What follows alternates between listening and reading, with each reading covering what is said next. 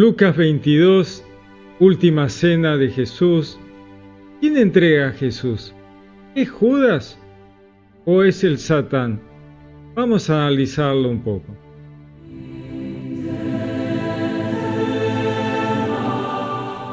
Hemos estado leyendo el Evangelio de Lucas. Vamos a leer hoy el 22. Vamos a ver qué nos decía. Vamos a leer un poco. Se acercaba la fiesta de los ácimos, llamada Pascua, ¿no? La fiesta del Pesaj, el recuerdo de haber salido de Egipto, ¿no? Estamos en el contexto judío, es la fiesta del Pesaj, en la cual recordaban haber salido de Egipto, la celebración del Cordero. Bueno, entonces, dice, los sumos sacerdotes y los escribas buscaban cómo hacerle desaparecer a Jesús porque temían al pueblo. Entonces Satanás entró en Judas, llamado Iscariote, que era del número de los 12, y se fue a tratar con los sumos sacerdotes y los jefes de la guardia del modo de entregarse. Ellos se alegraron y quedaron con él en darle dinero. Él aceptó y andaba buscando una oportunidad para entregarle sin que la gente lo advirtiera. Fíjense qué interesante que es esto, la forma en que lo muestra Lucas a esta situación. Entonces Satanás entró en Judas, llamado Iscariote, que era el número de los 12. Obviamente aquí vemos que el que entrega a Jesús ya no es Judas, es Satanás, ¿no? Satanás entra en Judas en algún momento, porque difiere un poco según los evangelios, el momento en que Satán entra en Judas. Judas había estado siendo, por así decirlo, la herramienta, la forma, aquel que estaba dando el lugar para que el Satán se manifestara, ¿no? Saliera de la oscuridad e hiciera lo que iba a hacer. Era entregar al Mesías para que lo mataran. La idea es frenar los designios de Dios, ¿no? Y el Satán está en contra de que los designios de Dios se cumplan. Así que está buscando la forma de frenar al Mesías. Y ahí lo vemos como entrega a Jesús, porque seguramente estaría cansado de esperar que Judas lo hiciera, y Judas no lo hacía. Los días pasaban, y Judas, viejo, ¿qué vas a hacer? ¿No lo vas a entregar? Está visto que Judas no lo iba a hacer si el Satán no entraba en él. Entonces Satanás entró en Judas, llamado Iscariote, que era del número de los 12, y se fue a tratar con los sumos sacerdotes. ¿Quién se fue a tratar con los sumos sacerdotes? El Satanás que había entrado en Judas, y los jefes de la guardia del modo de entregárselo. Fue a tratar con ellos a ver cómo hacía para darle a ellos a Jesús. Ellos se alegraron y quedaron con él en darle dinero. Iban a pagarle por ese trabajo. Él aceptó y andaba buscando una oportunidad para entregarle sin que la gente lo advirtiera.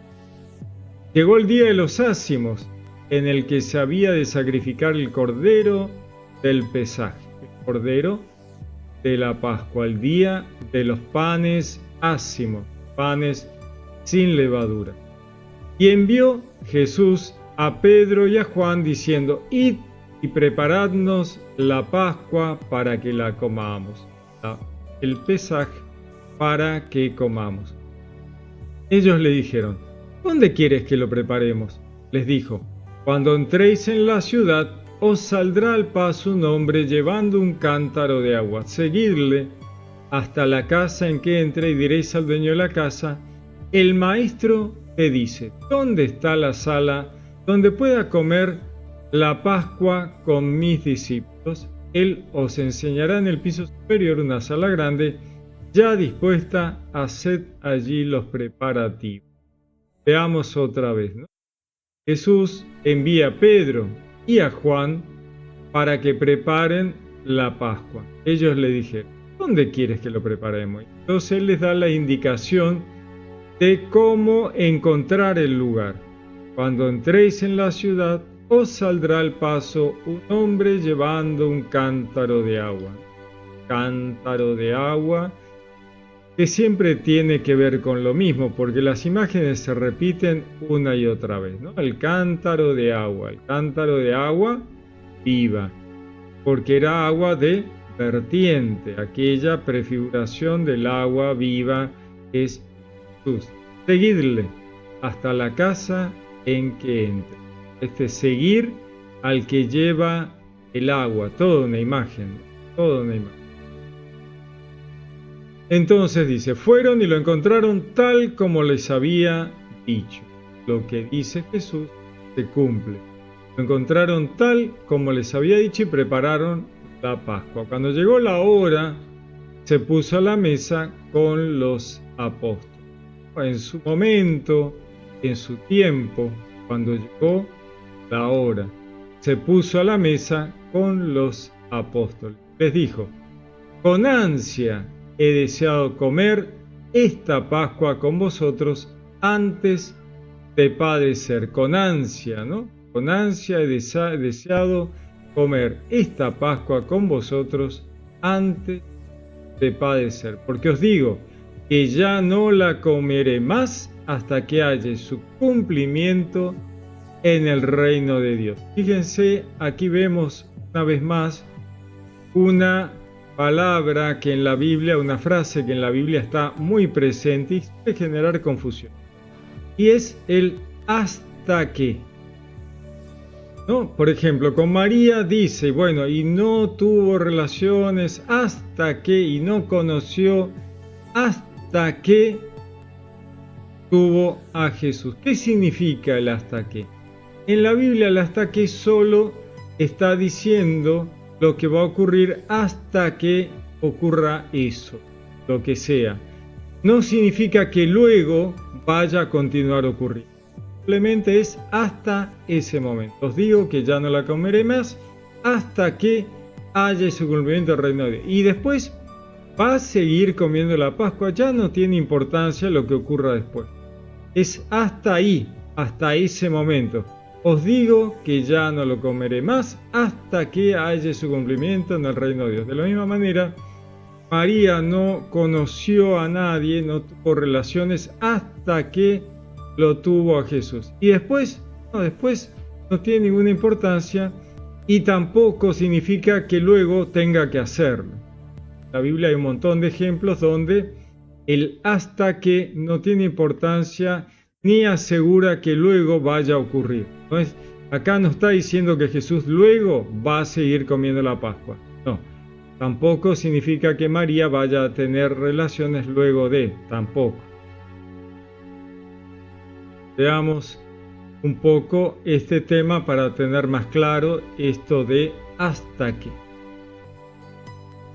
Por ejemplo, en el 2 de Samuel 6 dice, y Micol, hija de Saúl, no tuvo hijos hasta el día de su muerte. Debemos suponer que luego de la muerte tuvo hijos. Dios dice en el libro de Isaías 46, yo soy hasta que encanezcáis.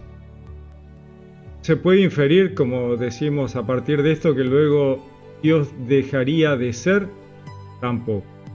En el libro de los Salmos, Dios, el Padre, dijo a su divino Hijo, siéntate a mi diestra hasta que ponga a tus enemigos por escabel de tus pies. Salmo 109. Siéntate a mi diestra hasta que ponga a tus enemigos. ¿Renunciará el Mesías a su lugar de honor luego de que ocurra?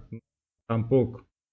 Entonces, en el lugar donde dice sobre María, no la conocía hasta que dio a luz a su hijo primogénito, no significa que luego haya tenido relaciones o algo por el estilo. Como vemos en la Biblia, el hasta que no significa una acción que vaya en el sentido con posterioridad.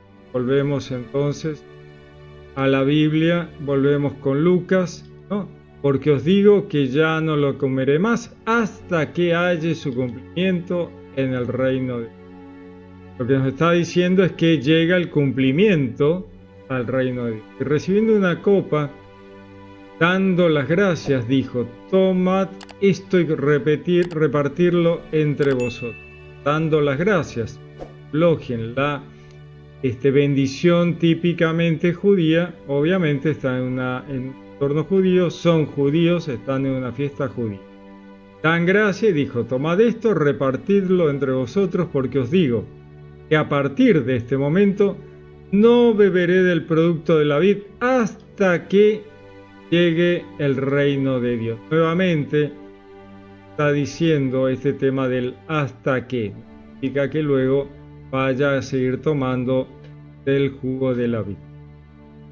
Tomó luego el pan, dando las gracias, de nuevo la oración de dar gracias, lo partió y se lo dio, diciendo: este es mi cuerpo, es entregado por vosotros. Haced esto en recuerdo mío. Este es el memorial del cual se hace en la misa, ¿no? El memorial, el traerlo al presente, esto que hace Jesús en ese momento y lo manda a hacer luego. Entonces, da gracia, que es eucaristas, y da la oración, es eulogien. El dar gracias es eucaristas, por eso se llama Eucaristía. Entonces, tenemos que Jesús vuelve en la última cena al origen, a Génesis 1. Génesis 1 nos decía que Dios daba para el alimento, les doy para su alimento la semilla de los árboles y el fruto de los árboles. La semilla de las hierbas y el fruto de los árboles. Pan y vino. Luego, en el Edén, Dios vuelve sobre lo mismo. Pone a Adán a labrar el suelo. ¿Para qué? Para conseguir las semillas de las hierbas, y le deja los árboles, el fruto de los árboles. Luego avanzamos y nos vamos a encontrar con Noé, que también luego de el diluvio, lo primero que hace es labrar el suelo nuevamente para conseguir el pan. La línea continúa, aunque debido a que hay cierta dureza en el corazón, Dios le permite comer de todo, pero el intento de Dios permanece. Luego llegamos a Abraham, cuando rescata a Lot y sale a su encuentro el rey de Salem. Melquisedec le hace una ofrenda de pan y vino, lo cual no era común porque lo normal era un sacrificio animal. Sin embargo, él hace una ofrenda de pan y vino. Luego llegamos a Egipto, donde en el Pesaj, justamente lo que están rememorando Jesús y los discípulos, Dios manda a hacer el pan ácimo. De allí viene la fiesta de los ácimos, ¿no? Otra vez el pan y el vino en la fiesta de los ácimos. Pero también está ya la prefiguración del cordero, sacrificio del cordero. Aquí se va a mezclar todo, se va a juntar todo en la última cena, donde Jesús se transforma en el sacrificio del cordero de Dios, y el pan y el vino de Génesis 1. En el desierto Dios insiste sobre lo mismo, y entonces les envía el maná, el pan bajado del cielo. En el tabernáculo Dios insiste sobre lo mismo, el pan de la presencia. Y al final llegamos a la última cena con la fiesta del Pesaj, donde Jesús vuelve, siendo Dios, vuelve a Génesis 1. Las semillas de las hierbas y el fruto de los árboles, pan y vino. Y Jesús dice: este es mi cuerpo, esta es mi sangre. Es el cuerpo y la sangre de Cristo, ¿cierto? De Dios. Génesis 1. Incruento, sin violencia de ningún. Y luego Jesús se convierte en el Cordero de Dios que quita el pecado del mundo sin matar nada. ¿Por qué? Porque como Él es absolutamente coherente y no quiere sacrificios, se da a sí mismo como Cordero de Dios, como el animal al sacrificio. Entonces, hay toda una coherencia parte de Dios en cuanto a este tema de lo incruento. Pan y vino, y el último sacrificio es Él mismo dándose. No elige un animal del mundo, se da a sí mismo. Muy bien, volvemos. Entonces dice, tomó luego el pan y dadas las gracias lo partió y se los dio diciendo, este es mi cuerpo que es entregado por vosotros, haced esto en recuerdo mío. Eucaristas, Eucaristas. En la misa católica el pan se llama hostia porque la hostia significa víctima del sacrificio. Por eso, y Eucaristas es la palabra que usa el Evangelio para la acción de gracias. Entonces, de igual modo, después de cenar,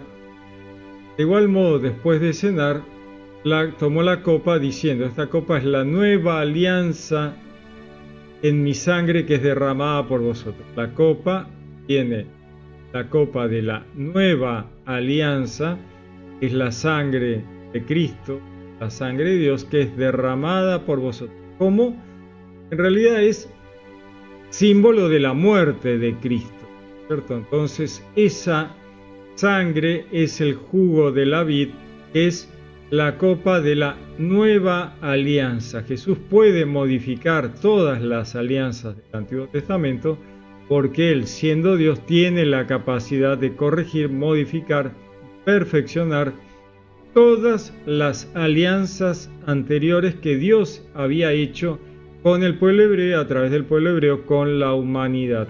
Cada alianza con la humanidad y con el pueblo hebreo había subido un escalón en el cerco que Dios ponía alrededor de la humanidad, alrededor del pueblo hebreo, para ponerle un límite al Satán. ¿Hasta dónde? Hasta acá.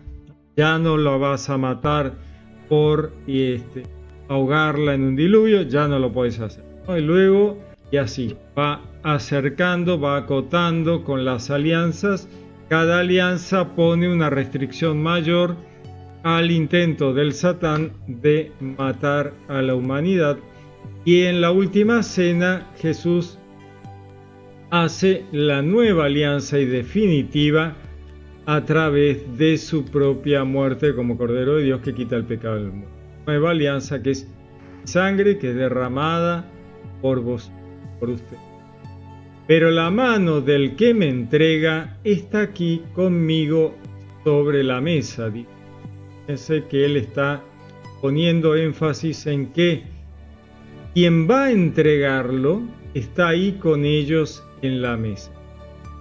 Porque el Hijo del Hombre se marcha, según está determinado, pero hay de aquel por quien es entregado.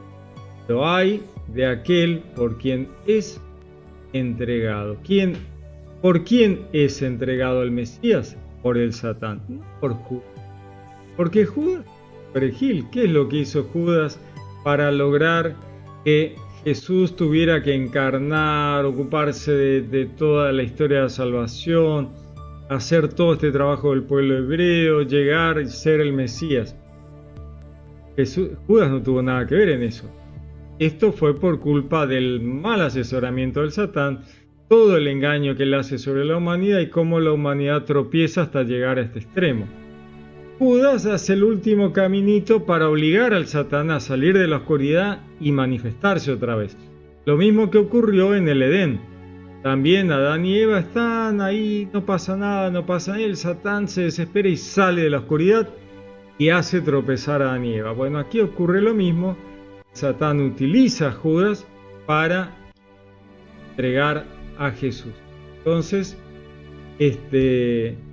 hay de aquel por quien es entregado, dice Satán, que va a ser arrojado al fuego eterno que nunca se apaga, reservado para el Satán, dice el libro del Apocalipsis. Entonces, continúa, se pusieron a discutir entre sí quién de ellos sería el que iba a hacer aquello. Pero entre ellos, hubo también un altercado sobre quién de ellos parecía ser el mayor. O sea, las dos discusiones que estaban ahí conversando era una, quién iba a hacer esa locura de entregar a Jesús. Y por otra parte, quién entre ellos era el mayor, quién era el que debía ser el principal. Entonces Jesús les dijo: los reyes de las naciones las dominan como señores absolutos, y los que ejercen el poder sobre ellas se hacen llamar bienhechores, ¿no? Aquellos que hacen lo bueno sobre la población. Pero no así vosotros, sino que el mayor entre vosotros sea como el más joven. Ahí tenemos este tema de hay que ser como niños para entrar al reino de los cielos. Y el que gobierna, el principal, como un sirviente, como el que... Allí el tema de que el mayor debe ser el menor ¿no? El que quiera ser el mayor debe ser el menor, el que sirva, el sirviente. Porque ¿quién es mayor? ¿El que está a la mesa o el que sirve? No es el que está a la mesa, pues yo estoy en medio de vosotros como el que sirve. Él se está mostrando, Jesús está mostrando a los discípulos como el perfecto modelo de ser el mayor. ¿Quién es el mayor si no es el que sirve? Jesús estaba siendo el mayor servidor de la humanidad, dando su vida a todos. Vosotros sois los que habéis perseverado conmigo en mis pruebas. Yo, por mi parte, dispongo un reino para vosotros, como mi Padre lo dispuso para mí. Les está prometiendo un lugar en el reino de los cielos, para que comáis y bebáis a mi mesa en el reino, y os sentéis sobre tronos para juzgar a las 12 tribus de Israel. Qué interesantes. Apóstoles, discípulos, van a juzgar a las 12 tribus de Israel. Muy interesante, ¿no? Porque ellos van a formar parte de la iglesia cristiana, pero van a juzgar al pueblo hebreo, juzgar a las 12 tribus de Israel. Juzgar no tiene una mala connotación, para nada. Nosotros estábamos acostumbrados por ahí a unir el juicio con la condena, pero no tiene por qué ser así. Juzgar significa simplemente medir, ver cómo fue ese trabajo, puede ser un premio luego del juicio, no una condena. Simón, Simón, le dice Jesús, mira que Satanás ha solicitado el poder cribaros como ti, pero yo he rogado por ti. ¿A quién? Al Satán, no, al Padre, para que tu fe no desfallezca. Tú, cuando hayas vuelto, confirma a tus hermanos. El Satán está haciendo lo único que sabe hacer: correr, acusar, hacer tropezar. Con Pedro está haciendo lo mismo que con Job. Dámelo a Job, que yo lo voy a sacudir un poquito para ver si es tan bueno como vos crees, ¿no? Lo que hizo Satanás es ir al Padre y decir: mira, dámelo. Este es el que vos ponés de piedra de la iglesia, de fundamento de tu futura iglesia. Con este tipo vos confiás que se va a portar bien, dámelo. Vamos a sacudirlo un poquito. Has solicitado poder cribaros como trigo. De lo que lo vamos a sacudir a ver qué dice. Pero yo he rogado por ti, dice Jesús. He rogado por ti, Pedro, ante el Padre, para que tu fe no desfallezca, que aguante. Y tú, cuando hayas vuelto, confirma tu fe. Estás seguro de que Pedro va a volver. Él dijo: Señor, estoy dispuesto a ir contigo hasta la cárcel y hasta la muerte. Pero él dijo: te digo, Pedro, no cantará hoy el gallo antes que hayas negado 3 veces me conoces. Jesús ahí como diciéndole: Pedro, yo sé que vos tenés ganas, pero no la vas a aguantar. Y le dijo: cuando os envié sin bolsa, sin aforje, sin sandalias, ¿os faltó algo? Ellos dijeron: nada. les dijo: pues ahora el que tenga bolsa que la tome y lo mismo alforja, y el que no tenga que venda su manto y compre una espada. Qué bárbaro, ¿no? Lo que le está diciendo Jesús a ellos. Le está diciendo: prepárense, chicos, porque la mano viene re pesada, ¿no? Pues ahora el que tenga bolsa que la tome, lo mismo alforja para el camino, y el que no tenga, que venda su manto y compre una espada. Porque os digo que es necesario que se cumpla en mí esto que está escrito: ha sido contado entre los malhechores, porque lo mío toca a su fin. No todo lo que tenía que hacer el Verbo encarnado está llegando al final. Ellos dijeron: Señor, aquí hay 2 espadas. Y él dijo: basta, basta, no hablemos más. Salió y, como de costumbre, fue al monte de los Olivos. Llegado al lugar les dijo: pedid que no caigáis en tentación. Y se apartó de ellos como un tiro de piedra, no estaba lejos, estaba ahí nomás. Y puesto de rodillas, oraba, diciendo: Padre, si quieres, aparta de mí esta copa, este cáliz, pero no se haga mi voluntad sino la tuya. Fíjense que Jesús está hablando de lo que va a tener que pasar y está hablando de aquella 4ª copa del Pesaj, que había tomado 3 y le faltaba tomar la 4ª copa, esa 4ª copa del Pesaj que él sabía que la iba a tener que tomar en la cruz, que luego va a ser del hisopo con vino agrio de manos del romano.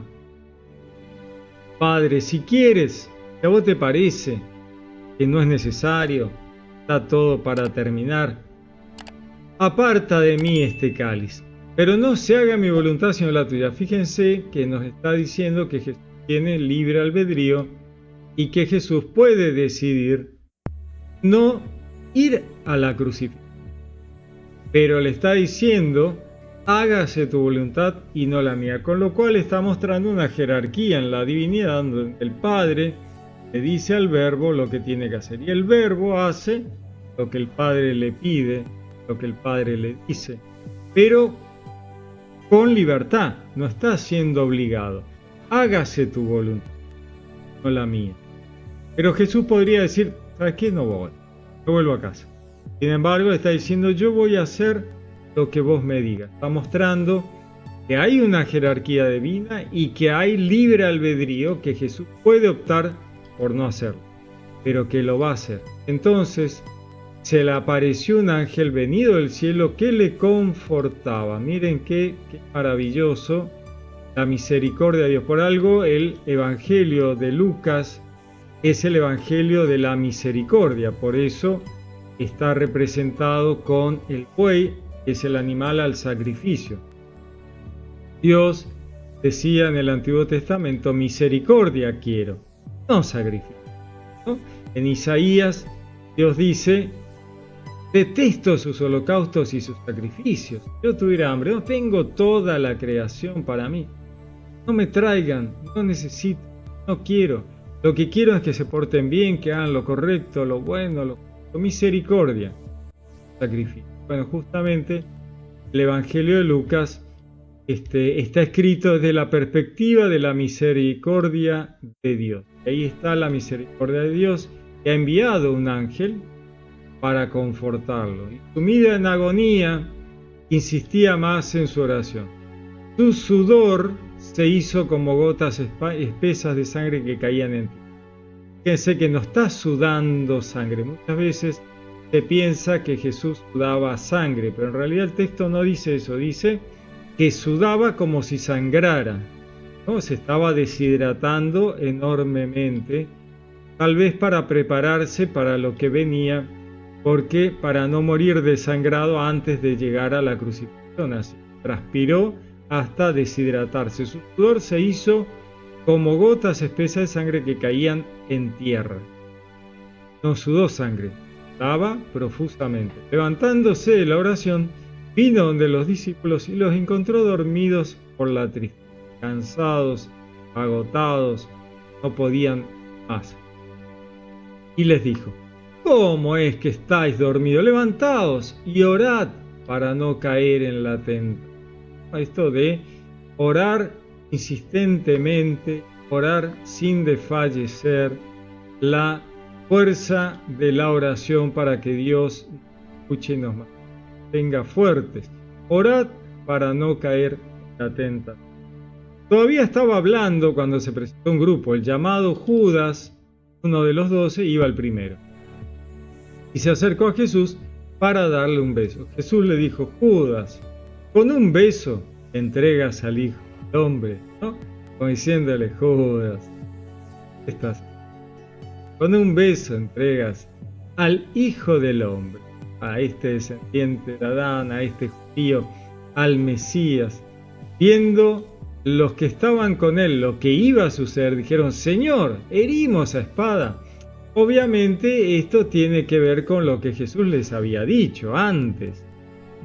Vayan y compren una espada, prepárense, agarren la alforja a la mano, viene pesadísima. Entonces ellos en ese contexto le dicen: Señor, herimos a espada, te defendemos. Y uno de ellos hirió al siervo del sumo sacerdote y le llevó la oreja derecha, o sea, le lastimó seriamente la oreja derecha.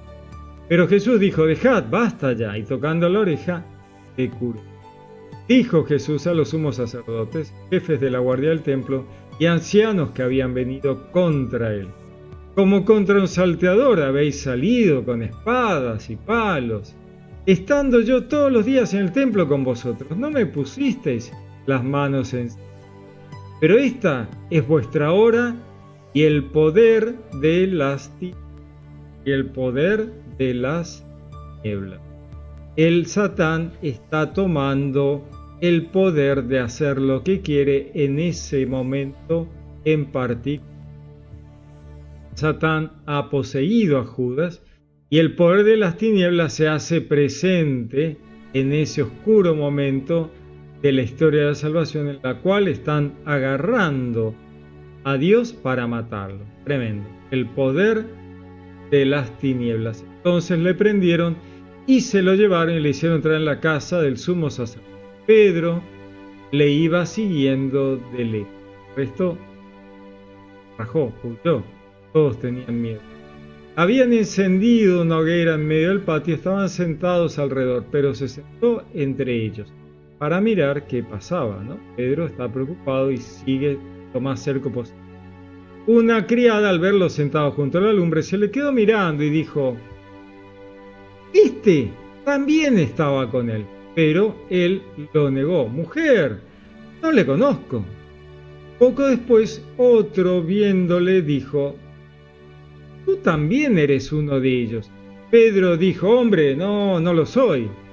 Pasada como una hora, otro aseguraba: cierto, este también estaba con él, pues además es Galileo.